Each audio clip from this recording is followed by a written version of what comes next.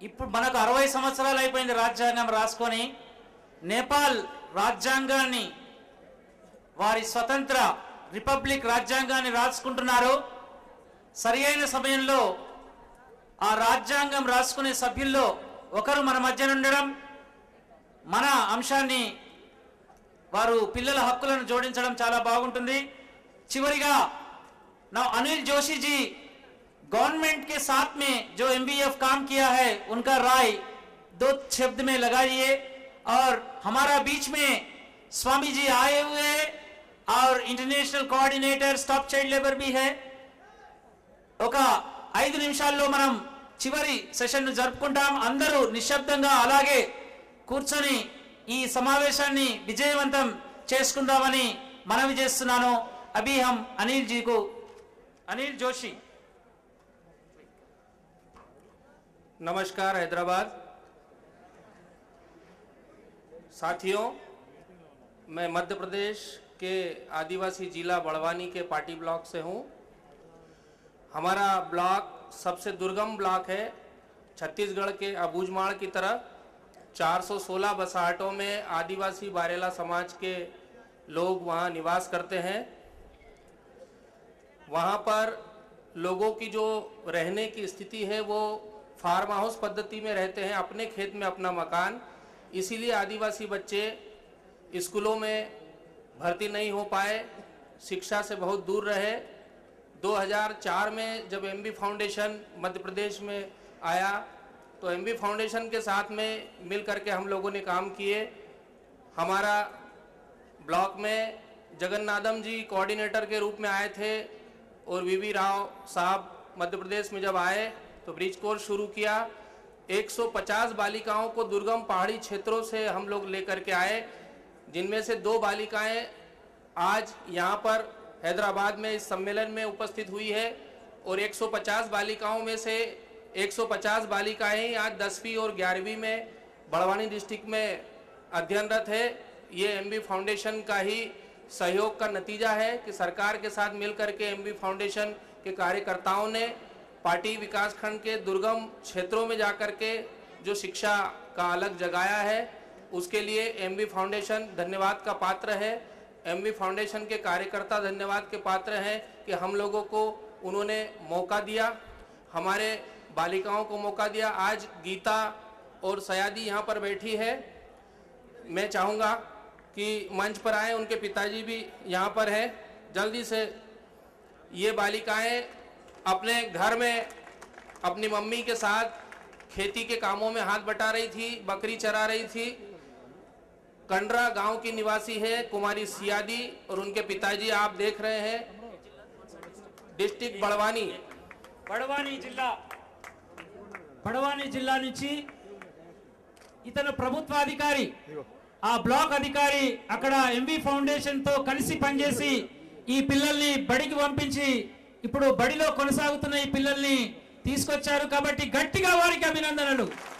వారి తండ్రి ఎంత గర్వంగా ఆ పిల్లలతో పాటు వచ్చాడు చూడండి. ఆడపిల్లల్ని మధ్యప్రదేశ్ ఏ కోణలో ఉన్నా గానీ, ఏ మూలలో ఉన్నా గానీ తమ పిల్లల్ని తమలాగా కాకుండా ఇంకా బాగా చూసుకునే ఈ తల్లిదండ్రులు ఆంధ్రప్రదేశ్లోనే కాదు, ఆ అడవి ప్రాంతంలో కూడా ఆ తండ్రి ఆ పిల్లలతో రావడమే మనకి స్పష్టంగా తెలుస్తుంది. పిల్లలుండే చోటు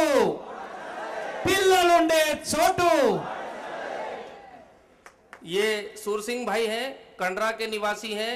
हमारे यहाँ जो ठेठ आदिवासी बारेला समाज है, सारे इसी वेशभूषा में आपको दिखाई देंगे पूरे ब्लॉक में। और ये बालिकाएं भी अगर स्कूल में नहीं होती तो आज इनकी शादी हो गई होती। जो बारेला समाज आदिवासी है 15 साल से कम उम्र में ही बालिकाओं की शादी कर देते हैं। माननीय हर्षमंदर साहब अभी हमारे बीच में थे, वो बड़वानी के एसडीएम रह चुके हैं। आदरणीय स्वामी अग्निवेश जी भी कई बार बड़वानी की यात्रा कर चुके हैं। तो मेरा ये एनवी फाउंडेशन के सहयोग से ये जो काम हुआ है, हमारी 150 बालिकाएं अभी हैं। और मैं निवेदन करता हूं कि हमारे जो ट्राइबल ब्लॉक्स हैं उसमें जितनी अधिक रेसिडेंशियल फैसिलिटी होगी उतनी ही हमारी बालिकाएं आगे आकर के शिक्षा ग्रहण कर सकेगी और आगे बढ़ सकेगी। सियादी नरगावे 11वीं में एक्सीलेंट स्कूल की छात्रा हैं। Gita Saraswati higher secondary school की कक्षा 10वीं की छात्रा और उनकी सारी सहेलियां भी 10वीं और 11वीं में अध्ययनरत हैं। एक बार फिर आप सभी का धन्यवाद इन पंक्तियों के साथ कि कलियां खिले और मुस्कुराएं, फूल जरूरी है, हर बच्चे को पहुंचाना स्कूल जरूरी है। Thank you. Thank you Anil ji, thank you very much. हम धन्यवाद देते हैं नेपाल और महाराष्ट्र का। Thank you very much Radha ji. हम नेक्स्ट सेशन शुरू करना चाह रहे हैं। చప్పట్లతో వీరికి అభినందనలు। ఇక మనము ఈ సమావేశాన్ని, ఈ పండుగను, ఈ ఆనందాన్ని ముగింపు సమావేశంగా మన ముఖ్య అతిథి గత సంవత్సరాలుగా, కొన్ని సంవత్సరాలుగా బంధువా ముక్తి, బాండెడ్ లేబర్ వ్యతిరేకంగా ఉద్యమాలు చేస్తూ ఈ దేశంలోనే ఒక ప్రముఖ సామాజిక కార్యకర్తగా ఉన్న స్వామి అగ్నివేష్ గారిని వేదికను అలంకరించవలసిందిగా విక్రమ్ గారిని, వారిని తోడు తీసుకురావాల్సిందిగా కోరుతున్నాను। చప్పట్లతో, చప్పట్లు వస్తలేవు, ఛాయ్ తాగాలన్నా చప్పట్లు। అదేవిధంగా Sophie ova, I request Sophie ova to come over the dash, global coordinator stop child labour campaign he was. ఈ ఒక్క రోజు కోసం నెదర్లాండ్స్ నుంచి వచ్చారు సోఫీ ఓవా। అదేవిధంగా నీలా బుర్రా, మేడం నీలా బుర్రా, యుఎన్డిపిలో పనిచేసిన నీలా బుర్రా గారు ఎంబీ ఫౌండేషన్ కు మీరు క్యాంపులలో ఉన్నప్పుడు కూడా చాలా సార్లు వచ్చారు। అదేవిధంగా శాంతా సిన్హా గారిని వేదికను అలంకరించవలసిందిగా కోరుతున్నాం। మరొకసారి శాంతా సిన్హా గారిని, అదేవిధంగా గత 3 రోజులుగా మన మధ్య ఉన్న ఉషా రాయ్ గారు, కన్సల్టెంట్ డాక్యుమెంటేషన్ ఉషా రాయ్ గారిని వేదికను అలంకరించవలసిందిగా కోరుతున్నాను। ఉషా రాయ్ గారు, ఉషా రాయ్ ఢిల్లీ। చప్పట్లతో, నినాదాలతో ఈ పండుగను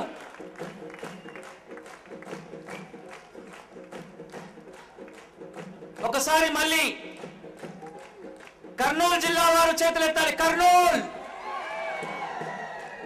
రంగారెడ్డి, నల్గొండ, శ్రీకాకుళం స్వామి అగ్నివేష్ గారి పుట్టిన స్థలం, Vizianagaram, east Godavari, Madhya Pradesh, Warangal, Mahabubnagar, Bihar. Very good. ఈ సమావేశాన్ని, ఈ సమావేశంలో అల్యూమినై తరఫున శివమ్మ, కడప జిల్లాలో తను కూలికి వెళ్తున్న శివమ్మ ఈ రోజు టీచర్ అండ్ కంప్యూటర్ ఆపరేటర్ గా పనిచేస్తుంది। శివమ్మను కూడా వేదికను అలంకరించాల్సిందిగా కోరుతున్నాను। శివమ్మ, చప్పట్లతో ఈ సమావేశాన్ని విక్రమ్ గారిని నిర్వహించాల్సిందిగా కోరుతున్నాను।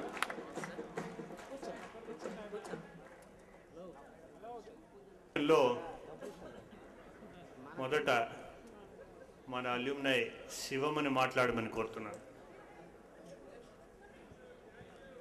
I know Telugu and English also, okay?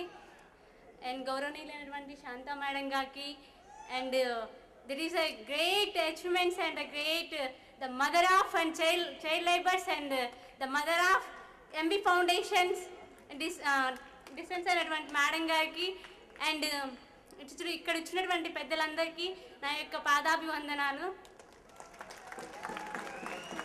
But ఈరోజు ఇక్కడ మీ అందరి ప్రశంసలు, మీ అందరి మధ్య నేను ఉన్నానంటే దానికి కారణం ఎంబీ ఫౌండేషనే। ఒకప్పుడు ఒక చైల్డ్ లేబర్ అంటే ఇంటి దగ్గర పని చేసుకుంటూ మేము ఎన్ని కష్టాలు పడ్డామో అలాంటి మమ్మల్ని తీసుకొచ్చి ఒక పొజిషన్లో ఇక్కడ నిల్చోబెట్టారంటే దానికి కారణం కూడా ఎంబీ ఫౌండేషనే, ఓకే? అండ్ సో మేము చేసినటువంటి చిన్నప్పుడు చాలా కష్టపడే వాళ్ళం. అండ్ నేను మేక పిల్లలకి వెళ్ళడం, ఇంకా ఇంటి దగ్గర కూలి పని చేయడం ఇలాంటివన్నీ చేసేవాళ్ళం మేము. అలాంటి మా పొజిషన్ చూసి అలాగే ఈ ఎంవి ఫౌండేషన్ వాళ్ళు ఇలా టోటల్గా అన్ని డిస్ట్రిక్ట్స్ నుంచి కార్యకర్తలు నేయడం, అక్కడి నుంచి ఉన్నటువంటి ప్రతి ఒక్కరు కూడా మాలాంటి పిల్లల కోసం గ్యాదర్ చేసుకోవడం, అక్కడ ఎక్కడ ఇంకా child labours and girls boys ఉన్నారో వాళ్ళందరినీ గ్యాదర్ చేసుకొని ఆటోమేటిక్గా అందరిని కూడా ఒక కమిటీలా చేసి మమ్మల్ని ఈరోజు ఇంత పొజిషన్ తీసుకురాగలిగారంటే అది చాలా గవర్నమెంట్ కూడా చేయలేనటువంటి చాలా గొప్ప పని అది. సో ఇంకా అలాగే ఆ పొజిషన్లో ఉన్న నాకు అండ్ 6th డ్రాప్అవుట్ నేను, అది as well as 4 years dropout. But నాకేం రాదు, అసలు చదివే రాదు. అలాంటి పొజిషన్లో ఉన్న నాకు ఎంవి ఫౌండేషన్ మళ్ళీ ఒక జన్మ అంటే రిపోర్ట్ ఇచ్చేసింది అనమాట. సో అలాగే నేను 7th డైరెక్టివ్ 7th ఇచ్చారు. 7th మా బ్యాచ్లో నేను ఫస్ట్ వచ్చాను మైద్కు క్యాంప్ ఇన్ కడప. సో అలాగే అక్కడ ఉన్నటువంటి మా సార్స్ రంగా సార్, లింగా సార్, ఇంకా సీను సార్, ఇంకా టోటలీ మా కోసం ఎంతో కష్టపడ్డటువంటి ఆ బ్యాచ్ అంతా కూడా మా కోసం మళ్ళీ ఒక రిపోర్ట్ని ఇచ్చారు అక్కడ. సో వాళ్ళు చూసినటువంటి వాళ్ళ టీచర్స్ కాదు, జస్ట్ వాళ్ళ పేరెంట్స్, అసలు వాళ్ళ టీచర్స్ అనేదే కాదు. ఓకే, టీచర్స్ అంటే పిల్లల్ని కొడుతూ ఉంటారు, బట్ జస్ట్ చదువు చెప్పుకుంటూ పోతుంటారు. ఇలా గవర్నమెంట్ కాలేజ్ చూసాం మనం, అలాగే కార్పొరేట్లో కూడా చూసామన్నమాట. బట్ ఏంటంటే అక్కడ మాత్రం మనకి ఎడ్యుకేషన్తో పాటు గేమ్స్, స్పోర్ట్స్, ఇంకా సాంగ్స్, ఇంకా ప్రతి నాలెడ్జ్ని కూడా ఇవ్వగలిగారు. ఆ నాలెడ్జ్ ఈరోజు ఇంత దూరం రాగలిగాము మేము. అలాగే అండ్ 7th మా బ్యాచ్లో ఫస్ట్ వచ్చాను నేను. ఫస్ట్ రాగానే మా సార్ వాళ్ళు తీసుకెళ్ళి నన్ను ఎంపీ రెసిడెన్షియల్లో జాయిన్ చేశారు. రెసిడెన్షియల్లో 10th కూడా 500 above మార్క్స్ నేను గెట్ చేయగలిగాను. So as well as and Kadapa రత్నాలు ట్రస్ట్ ఉంది. 2010లో కడప రత్నాల నుంచి విజయవాడ కార్పొరేట్ కాలేజ్లో నారాయణలో చదివాను ఇంటర్. అండ్ ఫస్ట్ నాకు అక్కడ కూడా తెలుగు మీడియం చదివి ఇంగ్లీష్లోకి వెళ్ళగానే నాకు ఏం తెలిసేది కాదు. కార్పొరేట్ పిల్లలతో ఎలా ఈక్వల్గా చదవాలి అనేది అస్సలు తెలీదు. అండ్ మనమేమో ఇక్కడ, వాళ్ళేమో ఎక్కడెక్కడ వాళ్ళు కొన్ని ల్యాక్స్ పెట్టి అక్కడ చదివే వాళ్ళు. బట్ మనకేంటి గవర్నమెంట్ సపోర్ట్ చేయడం వల్ల మనం అక్కడికి వెళ్ళాం. అక్కడ కూడా మాకు చాలా ఇన్సల్ట్ చేసేవాళ్ళు, గవర్నమెంట్ పిల్లలు అండ్ క్లాస్లో పెట్టేవాళ్ళు. సో మాకు 2 months మేము మా సార్ని అక్కడ ఉన్నటువంటి కరెస్పాండెంట్ అడిగామన్నమాట, జస్ట్ మాకు 2 months ఇవ్వండి, మమ్మల్ని కూడా కార్పొరేట్ పిల్లలతో ఈక్వల్గా చేయండి సార్ అన్న. సో మీరు ఎక్కువ మార్క్స్ తెచ్చుకోండి, అలాగే చేస్తామన్నారు. సో 2 months కంటే కూడా 1 month ఎగ్జామ్ టెస్ట్ పెట్టగానే గవర్నమెంట్ అండ్ కార్పొరేట్ ఈక్వల్ అయిపోయాం మేము మొత్తం ఆ బ్యాచ్ అంతా కూడా. సో అదే ఛాలెంజ్గా తీసుకున్నాం. అలాగే ఇంటర్ అయిపోగానే ఇంటర్లో కూడా 800 above మార్క్స్ వచ్చాయి. బట్ దాంతోపాటు నాకు అప్పుడు లాంగ్వేజ్ ప్రాబ్లం కాబట్టి మేబీ నాకు అలా తక్కువ వచ్చిండొచ్చు. అండ్ 800 above వచ్చాయి మార్క్స్ కూడా. అండ్ యాజ్ వెల్ యాజ్ ఇంకా ఐఐటి, ఎంసెట్, AIEEE పెట్టారు. అలా ఐఐటీలో వచ్చేసి ఆల్ ఇండియా 44 ర్యాంక్ నేను గెట్ చేసినటువంటి ర్యాంక్. సో మ్యాక్సిమం చూసే ఉంటారు అంతా కూడా. ఇంకా అలాగే AIEEE కూడా బెటర్ ర్యాంక్ వచ్చింది, ఎంసెట్ కూడా బెటర్ ర్యాంక్ వచ్చింది.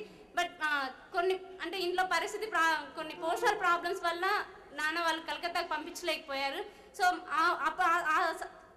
ఆ సిచ్యుయేషన్లో కూడా చాలామంది మేడమ్స్ కానీ భాస్కర్ సార్ కానీ చాలామంది నన్ను ప్రపోజ్ చేసి ఎలాగని జాయిన్ చేయాలనుకున్నారు. పర్సనల్ ప్రాబ్లం వల్ల నేను ఇంట్లోనే ఉండిపోయాను. అలాగే BSc computers complete 2nd year duty చేస్తున్నాను ఇప్పుడు. దాంతోపాటు కంప్యూటర్ ఆపరేటర్గా ఫ్రమ్ మైద్కు బేగంపేటలో వర్క్ చేస్తున్నా AGSలో. అంటే I will get 15,000 per month.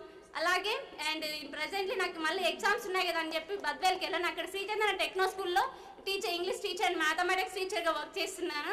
So అలాగే ఇప్పటికి ఈ పొజిషన్లో ఉండడానికి కూడా కారణం ఏంటంటే, ఒకప్పుడు అసలు మాకు ఏమీ లేని మేము ఇప్పటికి రాగలుగుతున్నాం, పేరెంట్స్ కూడా గౌరవించే పొజిషన్లో ఉంచుకోగలుగుతున్నాం అంటే కారణం ఎంవి ఫౌండేషన్.